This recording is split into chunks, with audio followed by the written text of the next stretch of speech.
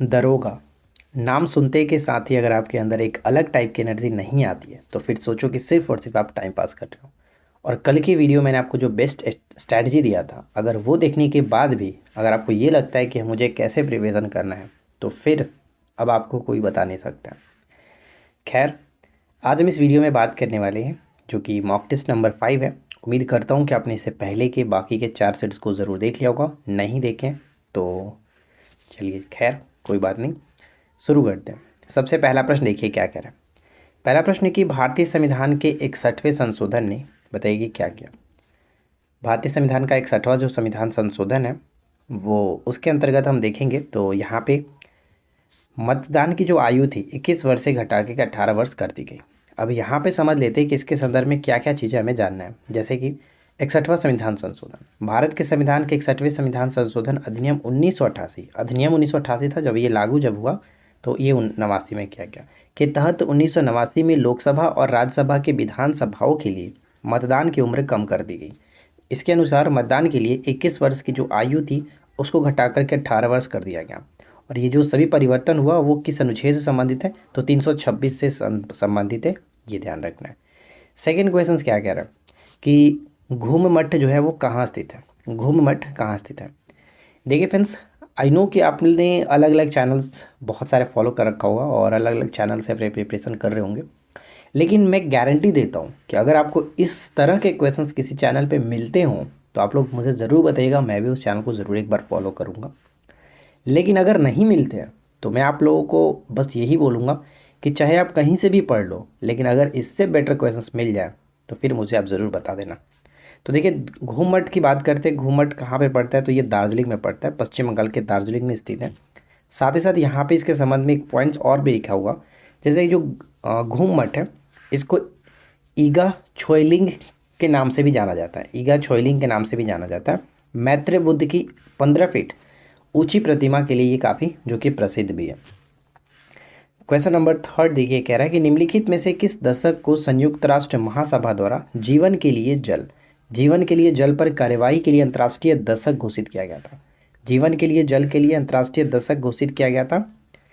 इस प्रश्न का सही आंसर हो जाएगा ऑप्शन सी, 2005 से 2015। 2005 से 2015 को जीवन के लिए जल घोषित किया गया था।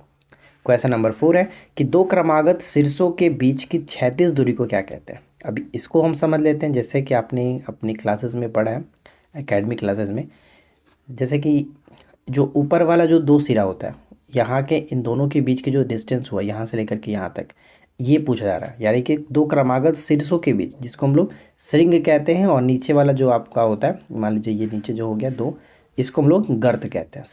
श्रृंग और गर्त आपने पढ़ा होगा। तो इनके बीच की जो क्षैतिज दूरी होती है, ये जो दूरी होती है, इसको हम लोग क्या कहते हैं, इसको वेवलेंथ के नाम से जानते हैं, तरंग दैर्घ्य। ठीक है, तरंग दैर्घ्य, ये बिल्कुल सही होगा। और तरंग दैर्घ्य और आवृत्ति के बीच आपको संबंध पता होना, क्योंकि पिछली बार क्वेश्चन पूछा गया V बराबर N लेमडा, आप याद रहेगा। तरंग दैर्घ्य को हम लेमडा से ही डिनोट करते हैं, राइट। तो ये इंपॉर्टेंट है। चलिए क्वेश्चन नंबर 5 क्या है, निम्नलिखित में से कौन सा कथन जो कि सही है, गेस करिए यहाँ पे कौन सा कथन सही होगा। देखिए 3 कथन दिए गए, पहला, दूसरा और तीसरा। 3 कथन है, तीनों में से बताना है कौन सा सही है। गांधी शांति पुरस्कार 1995 में भारत सरकार द्वारा स्थापित किया गया था, बहुत सही है, इसमें कोई दिक्कत नहीं। गांधी शांति पुरस्कार 1995 में स्टार्ट हुआ। यह पुरस्कार राष्ट्रीयता, नस्ल, भाषा, जाति, पंथ या फिर लिंग की परवाह किए बिना सभी व्यक्तियों के लिए खुला है, ये बिल्कुल सही है। वर्ष 2020 के लिए गांधी शांति जो पुरस्कार है बंग बंधु शेख मुजीबुर रहमान को ये प्रदान किया गया था। तो यहाँ पे हम कह सकते हैं कि तीनों के तीनों पॉइंट्स बिल्कुल सही है, इस वजह से ऑप्शन हम ए को टिक करेंगे, राइट आंसर हो जाएगा। क्वेश्चन नंबर 6 है, निम्नलिखित में से किस ब्रिटिश अधिकारी ने कुख्यात क्रॉलिंग आदेश जारी किया था, जिसके अनुसार भारतीयों को एक गली से गुजरने के लिए रेंग कर जाना पड़ता था। ये आदेश जो कि किसने दिया था, किस ब्रिटिश अधिकारी ने दिया था। ये ब्रिटिश अधिकारी जो थे इनका नाम है general Dyer, general Dyer, option B, ठीक है, जनरल डायर। चलिए इसके बाद हम आगे देखते हैं। क्वेश्चन नंबर 7 है, हिंदू विवाह अधिनियम वर्ष खालिस्तान में जो कि अधिनियमित किया गया था। तो बताइए कि हिंदू विवाह अधिनियम कब अधिनियमित किया गया था।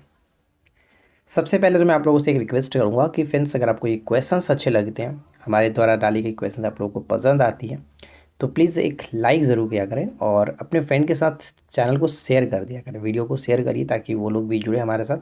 और अगर आपने अभी तक सब्सक्राइब नहीं कर रखा है तो यार प्लीज़ सब्सक्राइब ज़रूर करके रखें, क्योंकि हम देख रहे हैं कि वीडियो सिर्फ और सिर्फ आप लोग देखते हो लेकिन सब्सक्राइब नहीं करते हो, तो ये गलत बात है। तो हिंदू विवाह अधिनियम जो है वो कब अधिनियमित किया गया था? तो 1955 में। लेकिन 1955 के संदर्भ में 2-3 पॉइंट्स और याद रखना है जो कि मैंने यहाँ पे मेंशन कर दिया है। हिंदू विवाह अधिनियम जो अधिनियम है भारत की संसद द्वारा 1955 में पारित एक कानून है। इसी कालावधि में 3 अन्य महत्वपूर्ण जो कि कानून भी पारित किए गए थे। अब वो कौन कौन है? तो देखिए 1955 में ही हिंदू उत्तराधिकार का जो अधिनियम है वो भी आया था।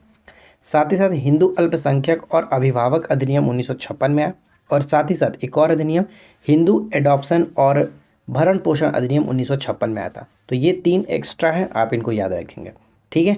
अब देखिए फ्रेंड्स, छोटा सा और एक बात बता दूँ, जो ये पीडीएफ आप देख रहे हैं ये पीडीएफ एक्सप्लेनेशन के साथ इसी तरह से आंसर के साथ आपको हमारे अप्लीकेशंस पे डाल दिया गया, जो कि 4 सेट मैं आपको ऑलरेडी वहाँ पे डाल चुका हूँ, और ये 5वां सेट है जो कि वीडियो के अपलोड होने के साथ मैं आपको वहाँ पे अपलोड कर दूंगा इस आंसर को। तो आप लोग ज़रूर जा करके वहाँ से पीडीएफ अगर आपको प्रिंट कराना है तो पीडीएफ को प्रिंट करा लीजिएगा, हमारे एप्लीकेशंस पे आपको मिल जाएगा जो कि एसआई के कोर्स में, ठीक है।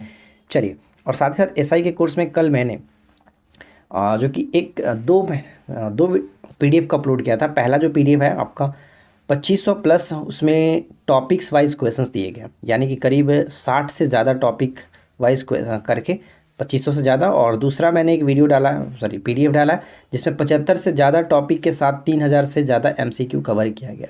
तो अगर आप अच्छे तरीके से एसआई के लिए प्रिपरेशन करते हैं तो मैं आपको रिकमेंड करूंगा कि इन दोनों पीडीएफ को आप प्रिंट आउट जरूर करा लीजिएगा। प्रिंट आउट करा करके इसमें जितने भी क्वेश्चन दिए गए टॉपिक वाइज दिए गए उनको आप ज़रूर पढ़ लीजिएगा, ठीक है।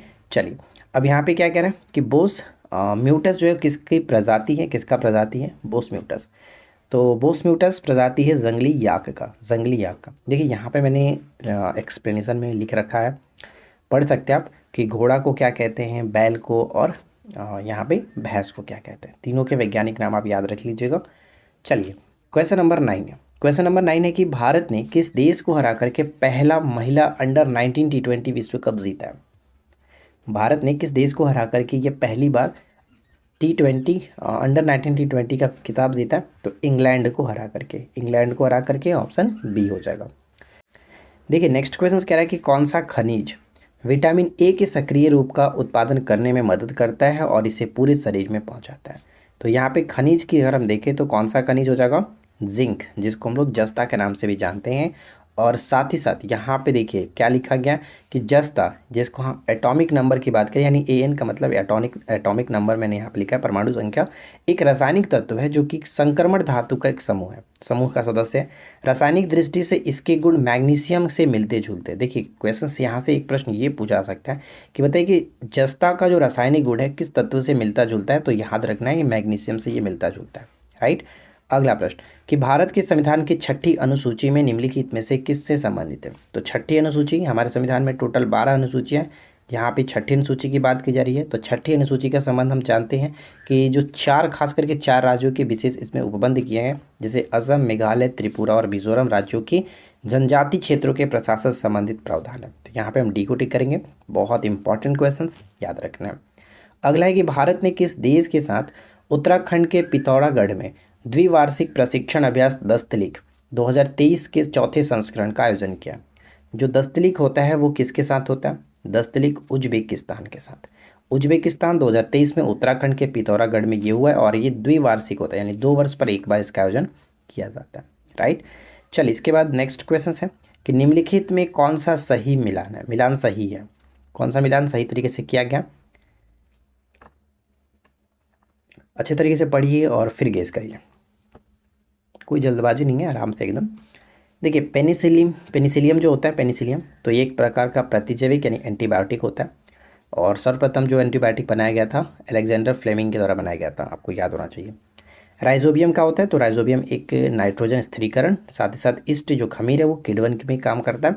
और क्लस्ट्रीडियम जो बोटुलिनम जो होता है ये खाद्य विषाक्तान, ठीक है, खाद्य विषाक्तान के संदर्भ में।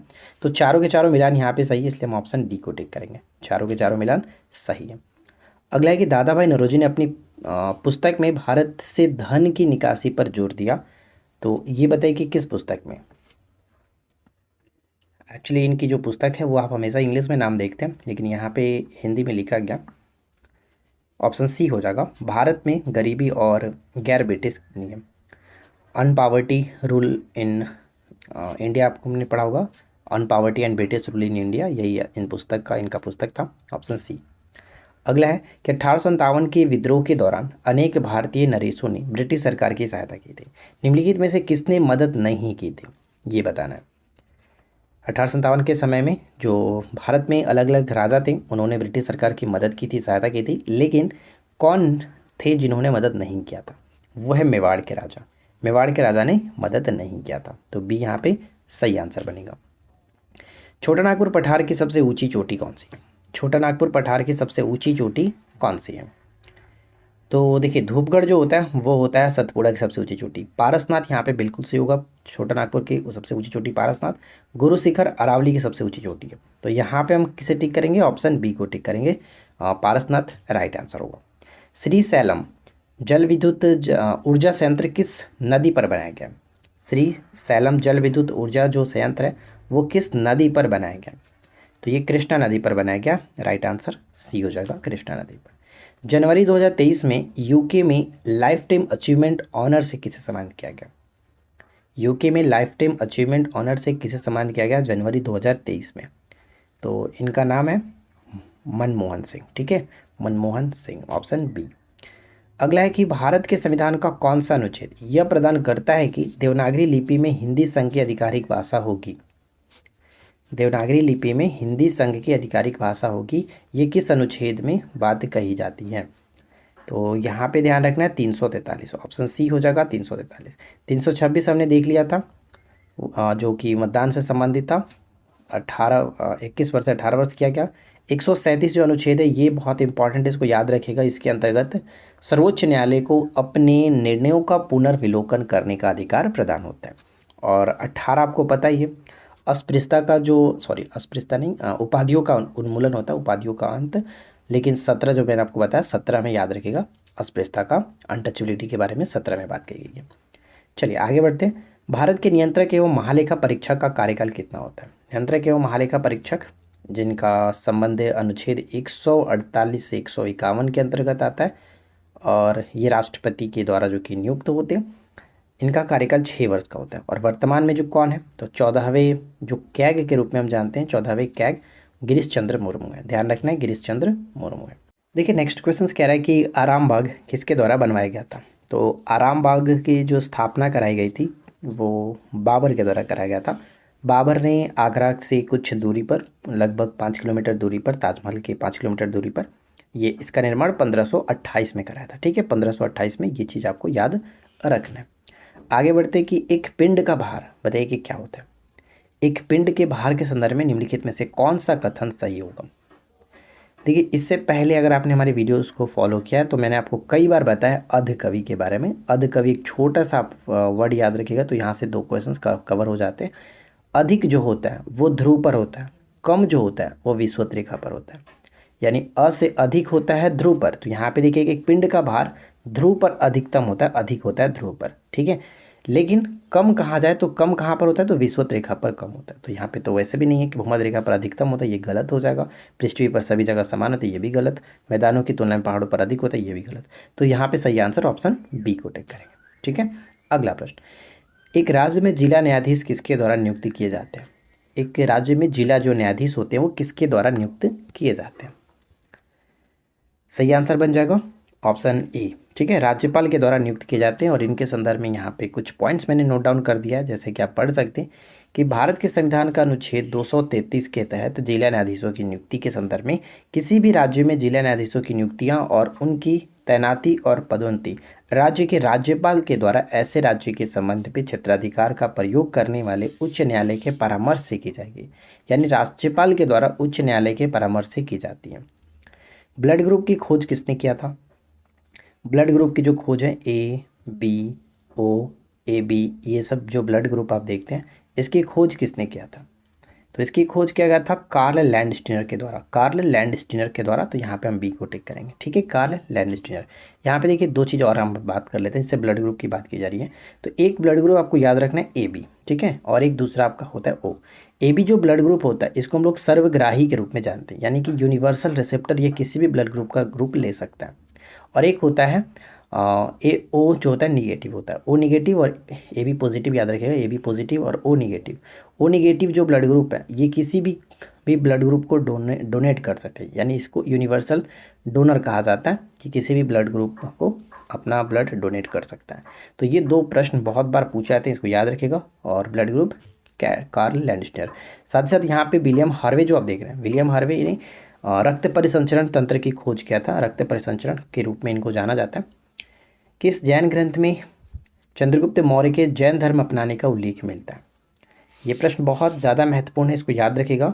चंद्रगुप्त मौर्य ने जैन धर्म अपनाने का उल्लेख मिलता है तो परिशिष्ट पर्वन, परिशिष्ट पर्वन एक जैन ग्रंथ है।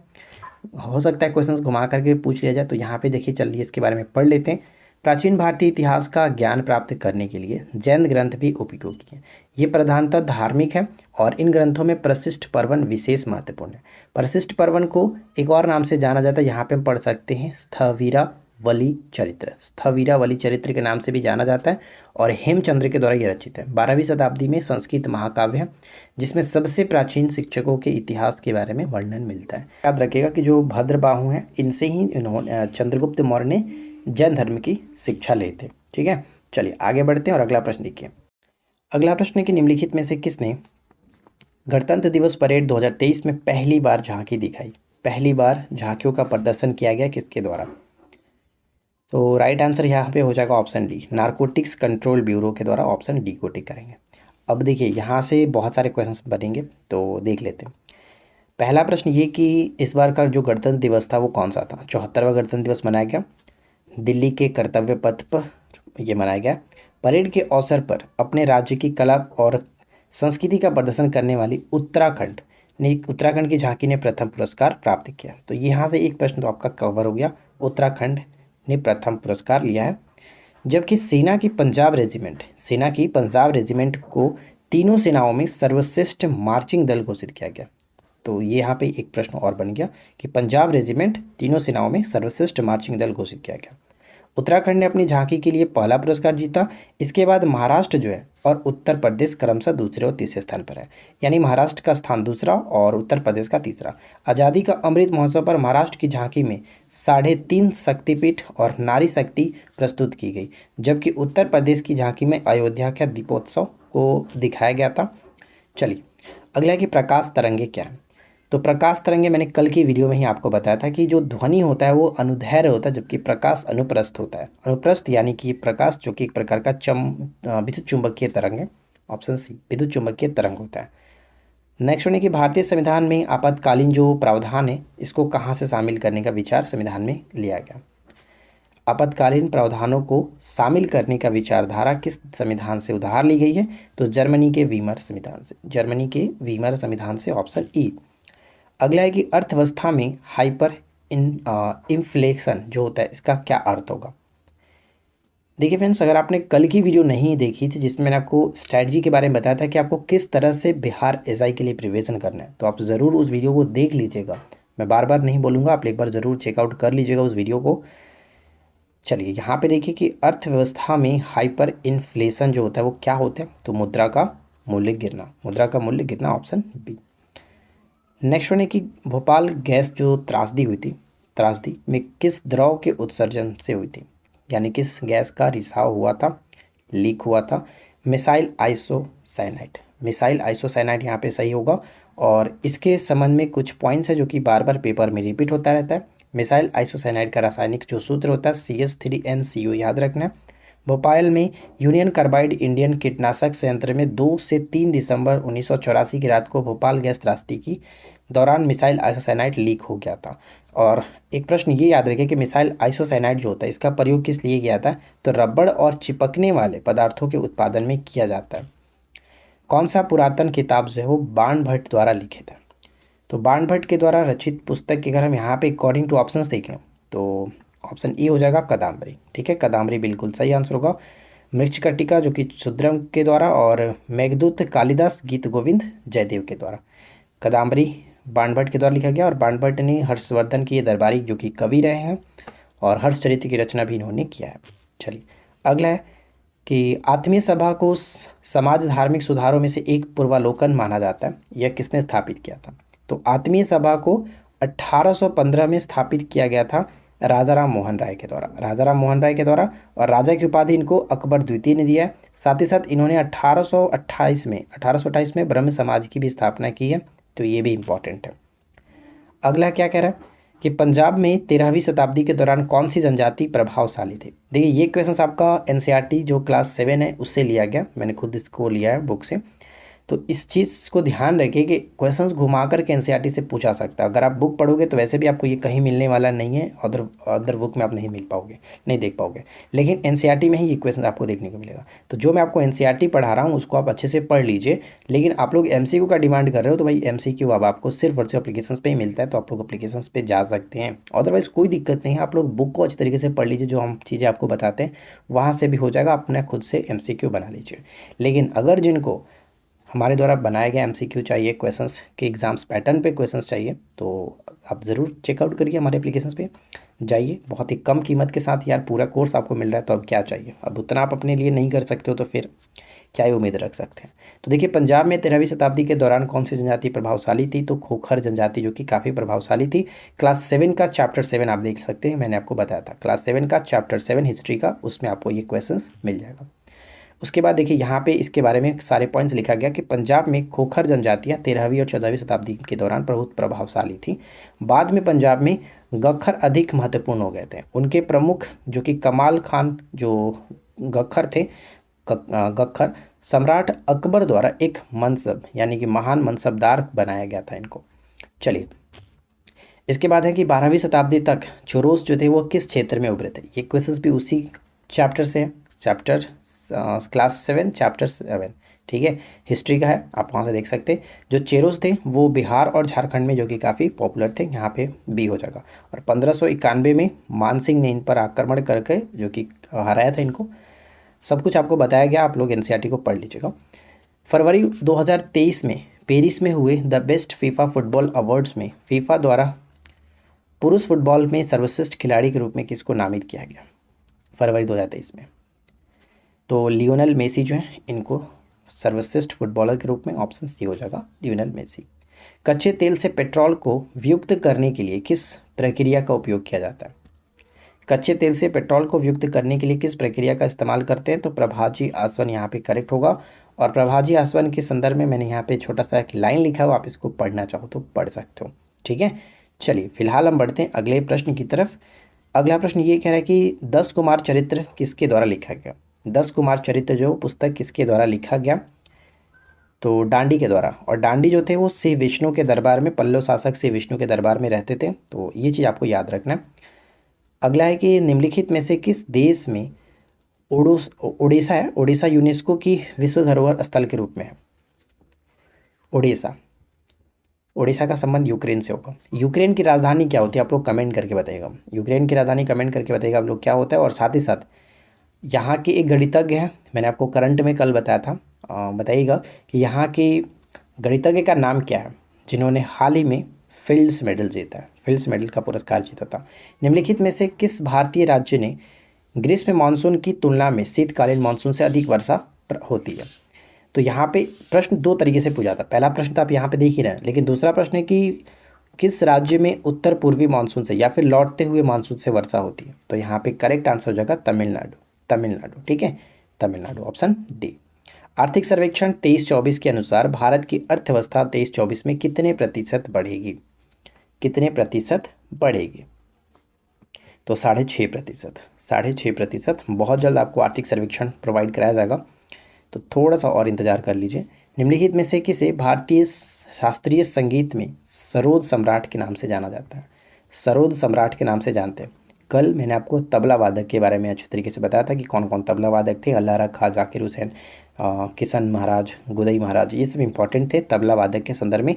आज हम सरोद वादक के बारे में जान लेते हैं।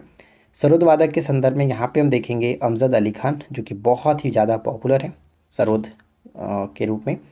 और प्रमुख जो कि सरोद वादक के देखिए जरीन दारूवाला, उस्ताद अलाउद्दीन खां, अमजद अली खां, हाफिज़ अली खां, विश्वजीत रॉय, अली अकबर खां, दौलत खां, शरण रानी, ये सभी के सभी सरोद वादक हैं, तो इनको याद रखिएगा।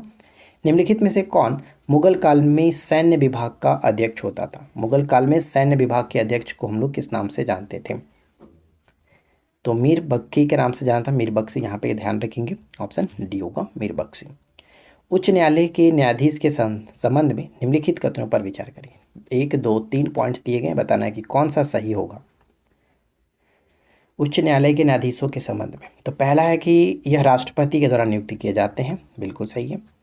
उन्हें राज्य के राज्यपाल द्वारा पद की शपथ दिलाई जाती है, ये पॉइंट यहाँ पे हाँ देखिए ये बिल्कुल सही है, इसमें कोई दिक्कत नहीं है कि यह राज्य के राज्यपाल के द्वारा उनको पद की शपथ दिलाई जाती है, ये सही है। वह भारत के मुख्य न्यायाधीश को अपना त्यागपत्र सौंपता है, ये पॉइंट गलत है। अपना त्यागपत्र जो होता है वो किसे सौंपते हैं? वो राष्ट्रपति को सौंपेंगे, ये पॉइंट हमारा गलत है। तो 1 और 2 को टिक करेंगे, 1 और 2 बिल्कुल सही होगा। आगे बढ़ते हैं। अगला है कि निम्नलिखित में से कौन सा अनुच्छेद सांस्कृतिक और शैक्षिक अधिकारों से संबंधित है? कौन सा अनुच्छेद सांस्कृतिक और शैक्षिक अधिकारों से संबंधित है? तो हम जानते हैं कि अनुच्छेद 29-30 का संबंध इसी के बारे में बात करता है, तो ए बिल्कुल सही होगा। अगला प्रश्न क्या है? निम्नलिखित में से कौन सा जो कि फिलिप्स वक्र का सही परिभाषा देता है? फिलिप्स वक्र का सही परिभाषा देता है।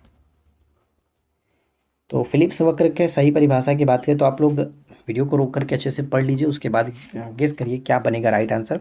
लेकिन मैं आपको बताता हूँ, इसका सही आंसर होगा कि बेरोजगारी और मजदूरी के परिवर्तन की दर के बीच संबंधों को दर्शाता है, तो ए बिल्कुल सही आंसर है। अगला है कि राज्य के नीतिशक सिद्धांत का उद्देश्य क्या है? राज्य नीतिशक सिद्धांतों का उद्देश्य क्या है? ये हमारे संविधान में आयरलैंड के संविधान से ग्रहण किया गया, और ये किस अनुच्छेद के अंतर्गत आता है? तो ध्यान रखना 36 से लेकर के 51 तक आता है, ठीक है। भाग 4 में इसके बारे में उल्लेख किया गया, और ये कल्याणकारी राज्य की स्थापना करना, इसका मुख्य उद्देश्य कल्याणकारी राज्य का स्थापना करना है। उबेर कप और थॉमस कप किससे संबंधित है? उबेर कप, थॉमस कप, चड्डा कप, ये सभी जो होते हैं वो बैडमिंटन से संबंधित है, बैडमिंटन से, ठीक है, बैडमिंटन से, ऑप्शन सी। 2022 में नोबेल शांति पुरस्कार जीतने वाले एलेक्स बलियात्स्की जो हैं, इनको 10 साल की जेल की सज़ा सुनाई गई है। ये किस देश से संबंधित है? इनका संबंध है बेलारूस से, बेलारूस, ऑप्शन सी, बेलारूस से। चलिए आगे बढ़ते हैं। इसके बाद हमारा नेक्स्ट क्वेश्चन है कि दोहाब जो शब्द होता है इसका अर्थ क्या होता है? दोहाब, दोहाब शब्द का अर्थ होता है दो नदियों के बीच की भूमि को दोहाब कहा जाता है। और ये क्वेश्चन इतना बार रिपीट हुआ है कि मैं आपको क्या बताऊं। क्वेश्चंस घुमा करके पूछ जाता है कि दो नदियों के बीच की भूमि को किस नाम से जाना जाता है? तो दोहाब कहते हैं, याद रखिएगा, ठीक है, दोहाब। चलिए आज की इस वीडियो का आखिरी क्वेश्चन, उम्मीद करते हैं कि आपने वीडियो को लाइक एंड शेयर कर दिया होगा, चैनल पर पहली बार है सब्सक्राइब कर लिया होगा, नहीं किया तो यार कर लीजिएगा। अगला है कि टिकोपक्का जो शिल्प है ये निम्नलिखित में से किस राज्य से संबंधित है? एक्चुअली मिट्टी के एक प्रकार का खिलौना बनाने का एक कह सकते हैं कि कला होता है। तो टिपोकला जो शिल्प है, ये टिकोपक्का है, टिकोपक्का जो शिल्प है इसका संबंध आंध्र प्रदेश से, आंध्र प्रदेश, ऑप्शन सी होगा, ठीक है। तो मुझे उम्मीद है कि वीडियो आप लोगों को ज़रूर पसंद आई होगी। क्वेश्चंस का लेवल आप लोग खुद से देख लीजिए कि कैसा है। अगर आपको इससे कहीं और बेटर मिलता है तो बहुत अच्छी बात है, अदरवाइज़ हम तो आपको करा ही रहे हैं, तो आप लोगों को देखना है तो देखिए। जो लोग को पेड ज्वाइन करना है वो हमारे एप्लीकेशंस पे जा सकते हैं, वीडियो की डिस्क्रिप्शन में एप्लीकेशंस का लिंक दिया गया, उसको डाउनलोड करिए, लॉगिन करिए, और उसके बाद अपने स्टोर सेक्शन में जा करके अपने पसंद के कोर्स को ज्वाइन कर सकते हैं, राइट। तो हम मिलते हैं आपके साथ इसी प्रकार के किसी और वीडियो में नेक्स्ट टॉपिक के साथ। Thanks for watching, keep learning, have a good day.